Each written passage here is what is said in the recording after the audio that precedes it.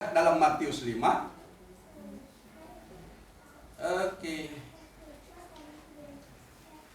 Matius 5 ayatnya yang ke-41, dan siapapun yang memaksa engkau berjalan sejauh 1 mil, berjalanlah bersama dia.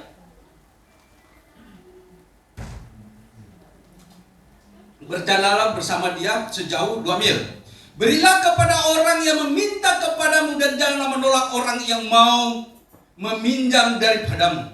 Kamu telah mendengar firman, kasihlah sesama manusia dan bencilah musuhmu. Itu ajaran dunia. Tetapi Yesus mengajarkan begini, tetapi aku berkata kepadamu, kasihlah musuhmu dan berdoalah bagi mereka yang menganiaya kamu. Tidak ada ajaran di dunia ini yang membenci, yang mengasihi musuh. Dunia ini gigi ganti gigi, mata ganti mata, nyawa ganti nyawa. Itulah kekuatan hukum Taurat. Bahwa Taurat adalah sesuatu yang mengajarkan untuk kita membalaskan kejahatan dengan kejahatan. Tetapi di dalam hal ini Tuhan mengajarkan supaya kita mengasihi orang yang membenci kita. Di sini dijelaskan, katakan, tetapi aku berkata kepadamu, kasihlah musuhmu dan berdoalah bagi mereka yang menganiaya kamu. Ini ajaran yang luar biasa.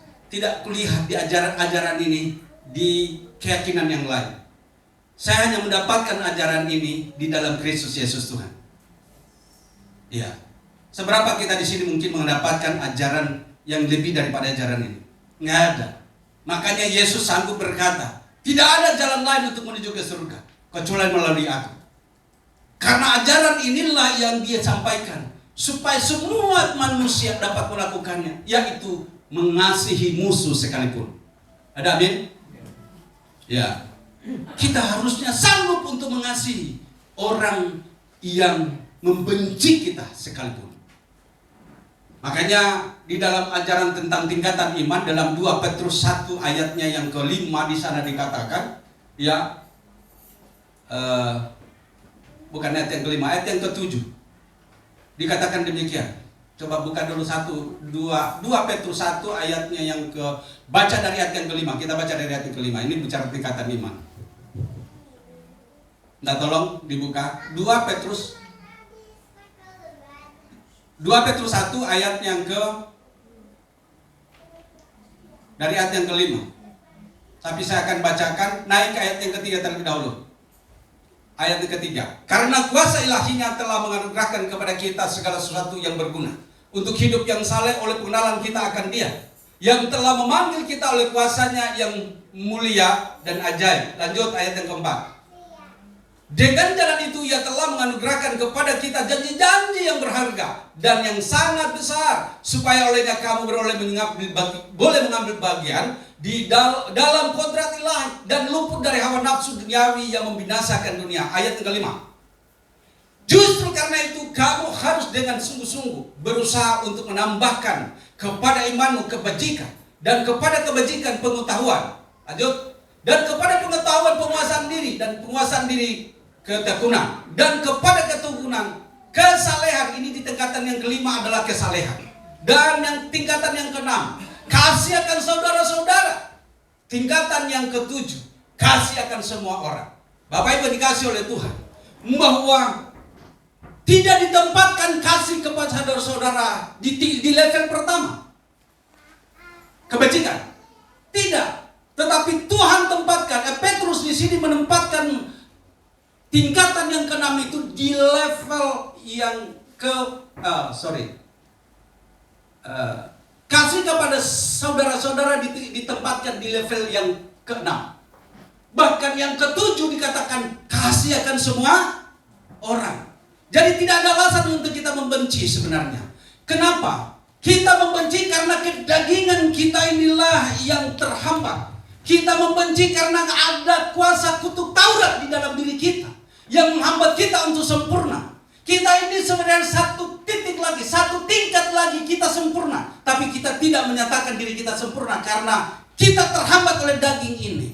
Bukankah saudara, kalau kita lihat dari Kejadian 1 ayat 26, saudara dan saya adalah kepala. Yang sebenarnya Allah itu ada di dalam dunia ini. Allah itu ada di dalam dunia ini. Bahwa semua orang yang taat dan setia sebenarnya hanya satu tingkat saja. Kalau tidak ada kutuk dosa atau Taurat yang mengikat, bahwa kita adalah orang-orang yang sempurna. Tetapi karena kita adalah manusia yang ada di dalam daging ini, maka kita terhambat. Nah, oleh sebab itu Bapak Ibu dikasih oleh Tuhan, kasih Kristus sempurna jika ia sungguh-sungguh ada di dalam hati saudara dan saya. Itulah kesempurnaan kita, bukan karena kita sempurna, tetapi karena yang sempurna ada pada saudara dan saya. Makanya pada waktu kita melakukan pelanggaran, Allah adalah Allah yang ada bersama dengan saudara dan saya. Dia datang dan menegur, mengingatkan bahwa kau telah melakukan pelanggaran. Maka disitulah berfungsi yang dikatakan bahwa kerjakanlah keselamatanmu setiap saat, setiap waktu. Artinya pada waktu kita melakukan pelanggaran, ada roh Allah di dalam diri kita yang mengingatkan kita supaya kita sadar bahwa ternyata manusia kita, manusia daging kita ini terbatas. Tetapi manusia roh, di mana Allah hadir di dalam milik kepunyaannya, yang menyadarkan kita untuk harusnya kita tahu bahwa kita harus kembali kepada hakikat kita yang semula, yaitu manusia ilahi. Ada amin? Ya, di dalam hal inilah bahwa pengenalan kita akan Allah itu sebenarnya tidak dapat dibatasi oleh apapun kalau kita takut akan Tuhan. Tetapi daging inilah yang membatasi kita, sehingga akhirnya ada yang disebut kebencian, ya, ada yang disebut dengan egois, ya. Itu wajar karena memang masih ada daging ini di dalam diri kita. Tapi kita bersyukur kepada Allah. Dia yang mengajarkan kita untuk senantiasa mengampuni dan mengampuni. Ajaran Tuhan Yesus terkandung dalam semuanya ini. Semua Alkitab ini terkandung di dalam kata mengampuni dan mengampuni. Karena kegenapan dan kesempurnaan kasih Tuhan di dalam diri manusia ada di dalam pengampunan. Ada amin? Makanya kembali saya ingatkan, di Yohanes 1, Yohanes 3 ayat yang ke-6. Karena begitu besar kasih Allah akan dunia ini sehingga ia mengaruniakan anaknya. Itu adalah wujud nyata dari kasih Allah bahwa ia peduli terhadap manusia. Bukankah dia juga yang berkata lewat Yesaya, engkau berharga di mataku. Yesaya 43 ayat yang ke-5. Engkau berharga di mataku. Nah, oleh sebab itu ia rela berkorban. Dia datang menjadi manusia karena dia memandang bahwa manusia itu adalah gambaran dari dirinya sendiri. Nah, oleh sebab itu Bapak Ibu dikasih oleh Tuhan, jangan pernah memandang sebelah atau dengan mata satu kepada diri seseorang, kecuali kita memang punya mata satu, ya. Jadi kasihlah orang-orang di sekelilingmu. Kasih, ajaran ini adalah karena kita mengenal Allah yang sempurna di dalam kasihnya. Makanya kita harus mengasihi. Siapa yang harus kita kasihi? Justru di sini ditunjukkan kepada orang-orang yang membenci engkau. Nah, ini ajaran yang sempurna, tidak ada lagi selain dari ajaran Yesus. Ajaran yang sempurna inilah yang perlu kita lihat, luar biasa. Untuk mengenal Allah yang sempurna, maka sesungguhnya kita harus mampu untuk mengimplementasikan dalam hidup kita bahwa firman Tuhan ini telah berkata, ampunilah mereka yang menganiaya kamu. Berdoalah bagi mereka yang menganiaya kamu. Ini luar biasa Bapak Ibu dikasih oleh. Tidak ada ajaran yang lain yang seperti ini. Enggak ada. Hanya bisa diketemukan di dalam Yesus. Enggak ada di tempat yang lain Bapak Ibu. Oke, yang ketiga ini terlalu panjang.